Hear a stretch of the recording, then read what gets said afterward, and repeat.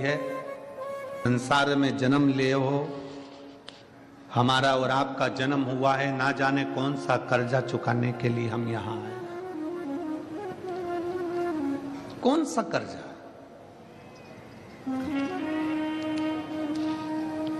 सास कहती है मेरी बहू अच्छी नहीं है। हम कहते हैं पूर्व समय का स्मरण करिएगा, हो सकता है तुमने दरवाजे पर आई हुई गाय को डंडा मारकर भगाया होगा, हो सकता है तुमने किसी को अपशब्द कहा होगा। ये जितने हमारे संबंध हैं, हमारी पत्नी, हमारे बच्चे, हमारा बेटा, हमारी बेटी, हमारी माता, हमारे पिता, हमारा परिवार, हमारा कुल, ये सब संबंध जितने भी हैं, ये संबंध हमारे पूर्व के कर्म के कारण हमको मिलते हैं और संसार में आने के बाद उनके साथ रहना पड़ता है और भोगना पड़ता है। 5,000 रुपए किसी को दिए, लेकर चला गया, मुंह ही नहीं दिखाया, भग गया, तुम ढूंढ ढूंढ के थक गए। किसी के पास में तुमने माल भेजा और वो माल का पूरा की पूरा पैसा उसके पास में रह गया, वो मिला ही नहीं। किसी कंपनी में पैसा जमा करा, पैसा चले गया, वो मिला ही नहीं। कोई नया व्यक्ति तुम्हारे सामने आ जाता है और नया व्यक्ति आकर तुमसे कहता है कि मैं तुम्हारे पैसे को ऐसा ऐसा कर दूंगा, लाओ जमा करो हमारी सोसाइटी में, हमारी कंपनी में। नया व्यक्ति तुमसे पैसा लेता, तुम उसको पहचानती नहीं थी, अभी भी पहचान बड़ी। 2-4 महीने में, 3 महीने में, 1 महीने में, 15 दिन में पैसे तुमने जमा भी कर दिया। जमा करने के बाद वो पैसा डूब गया। कौन नया व्यक्ति था? ना जाने कहां से आया था, कौन था, कैसा था, आपको और हमको नहीं मालूम, पर उस परमात्मा को मालूम है कि पूर्व समय में तूने इसका लिया था, इसलिए वो इस जन्म में तेरे पास आकर अपना हिसाब पूरा कर कर चले गए।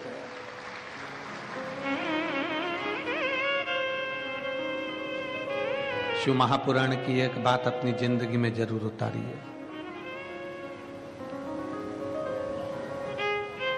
83,99,999 जो योनियां हैं,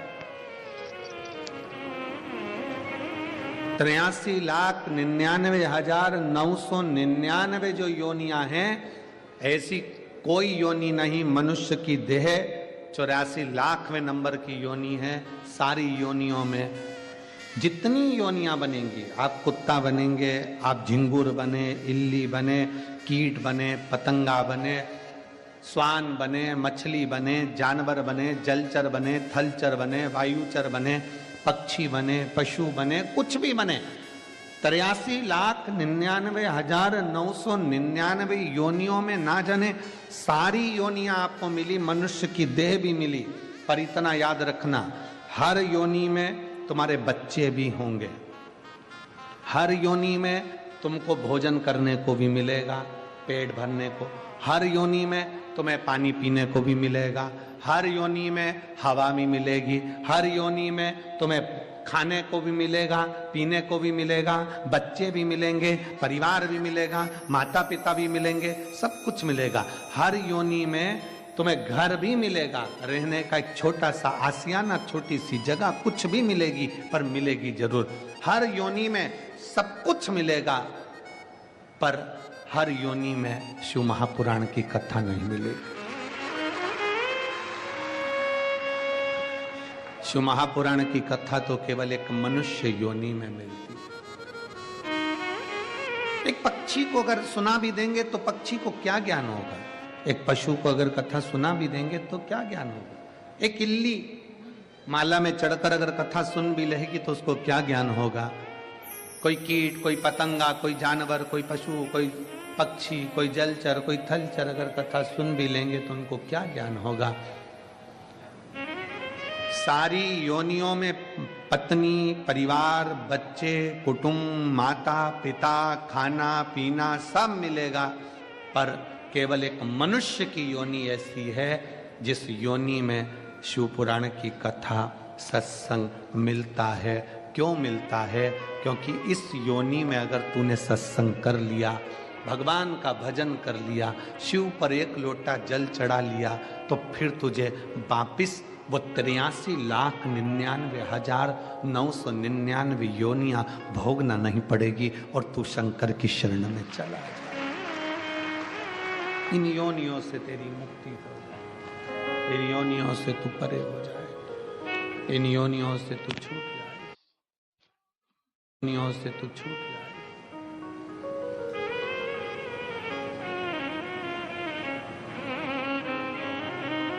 कर्ज चुकाने के लिए आपका और हमारा जन्म हुआ है, कर्ज पूर्व समय का। बेटी ने जन्म ले लिया, बेटे ने जन्म ले लिया,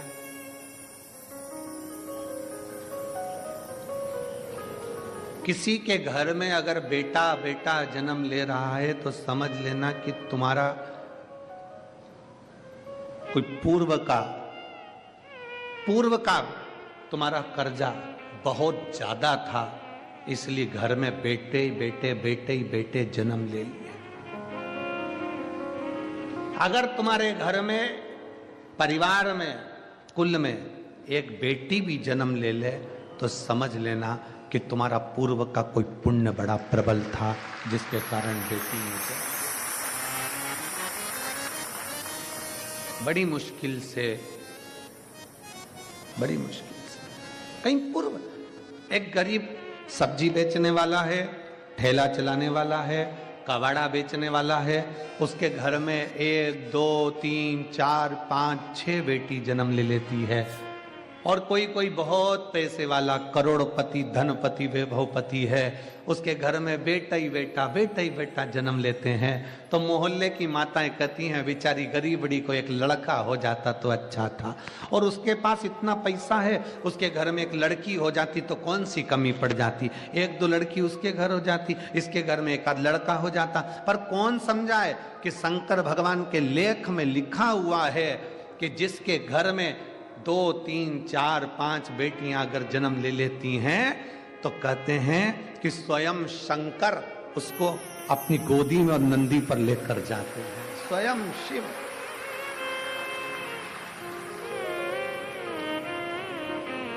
हम सोचते हैं कि बेटों का जन्म हो रहा है तो बड़े भाग्यशाली हैं। आप भाग्यशाली हो, बेटे ने जन्म लिया, पर सौभाग्यशाली तो तभी होगे जब घर में बेटी का जन्म हो। जब घर में बेटी का जन्म है तो सौभाग्यशाली, नहीं तो भाग्यशाली तो आप हो।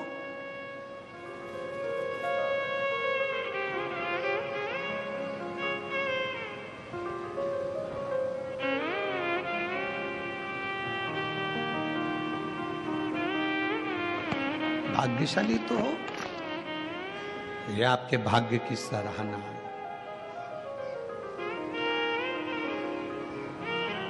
तुम्हें जो समय मिला है, तुम्हें जो ये मनुष्य का जीवन मिला है, मानव का शरीर मिला है, इस मानव के शरीर की कीमत समझो,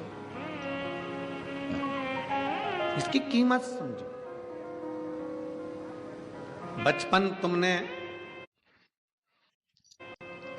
परिवार को दे दिया, मम्मी कितना लाड लड़ाती है, आई कितना प्रेम करती है, पिताजी कितना प्रेम करते हैं बचपन में। बचपन में माँ बाप का इतना प्रेम रहता है कि बच्चे को सोते हुए देखना उन्हें बहुत पसंद आता है। बोलो जरा, समय जम के बोलो जरा। बच्चा अगर सो रहा है ना बचपन में तो माँ बाप को बहुत अच्छा लगता है, और वही बच्चा जब 27 साल का हो जाए, 25 साल का हो जाए, 20 साल का हो जाए, 30 साल का हो जाए, तो कौन माँ बाप हैं जिसको लड़का लड़की घर में सोते हुए अच्छे लगेंगे? लगते हैं? नहीं। माँ बाप कहते हैं कि इस उम्र में तो तुझे मेहनत करना चाहिए, पढ़ना चाहिए, आगे बढ़ना चाहिए, और तू पलंग पर पड़ा है।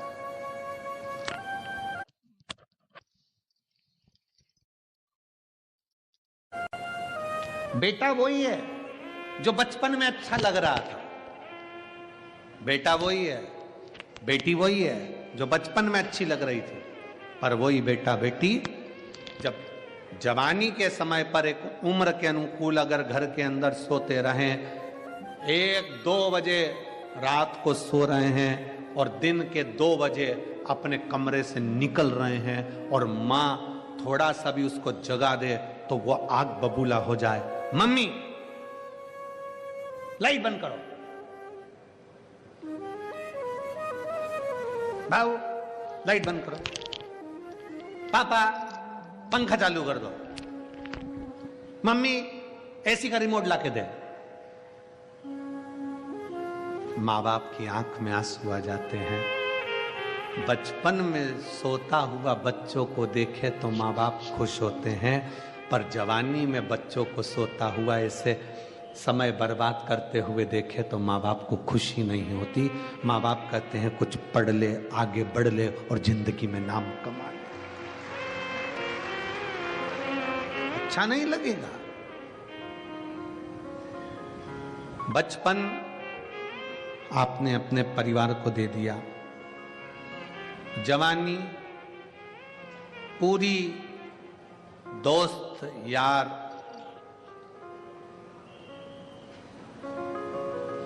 और अपना मोबाइल और अपने पहचान वाले संसार के जितने लोग हैं उनको दे दिया। क्या बचा? बुढ़ापा।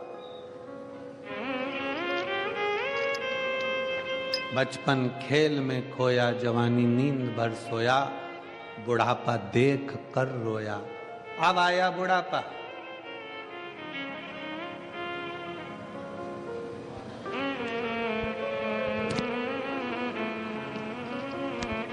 जब जवानी आती है, अच्छा पद मिल जाता है, अच्छी प्रतिष्ठा मिल जाती है, अच्छी कुर्सी मिल जाती है, अच्छी जॉब मिल जाती है, अच्छी नौकरी मिल जाती है, अच्छी प्रतिष्ठा मिल जाए, अच्छी कुर्सी मिल जाए, अच्छा पद मिल जाए, अच्छी सत्ता मिल जाए, तो निवेदन है झुकना सीख जाना, अकड़ना नहीं। झुकना सीख। हमने कई लोगों को देखा है, जब तक कुर्सी पर रहते हैं, जब तक कोई अच्छा पद रहता है, कुर्सी पर बैठे रहते हैं, बहुत बड़े पद पर रहते हैं, ओहदे पर रहते हैं, हमने कई लोगों को देखा है इतनी अकड़ में रहते हैं, इतनी अकड़ में रहते हैं कि कोई आ भी जाए तो उससे सीधे मुंह बात नहीं करते। और जो कुर्सी पर इतनी अकड़ में रहता है, बाद में रिटायर होता है, रिटायर होने के बाद मोबाइल में ग्रुप बनाता है कि अब मैं समाज सुधार का काम करूंगा। समाज का एक व्यक्ति तेरे दरवाजे पर 25 बार फाइल रखकर गया, तब तू कहां गया था?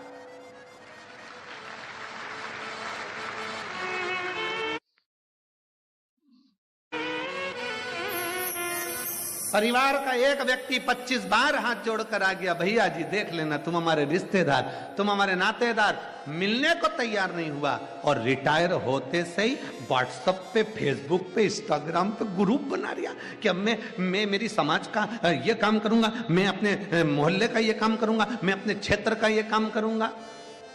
अब याद आ रहा है, अब समझ में आ रहा है कि अब मैं कोई अच्छा काम करने का प्रयास करूंगा। अच्छा काम कब करना था? जब तुम्हारी कुर्सी थी। अच्छा काम कब करना था? जब तुम्हारी सत्ता थी। अच्छा काम कब करना था? जब तुम्हारी प्रतिष्ठा थी, तब अच्छा काम करना।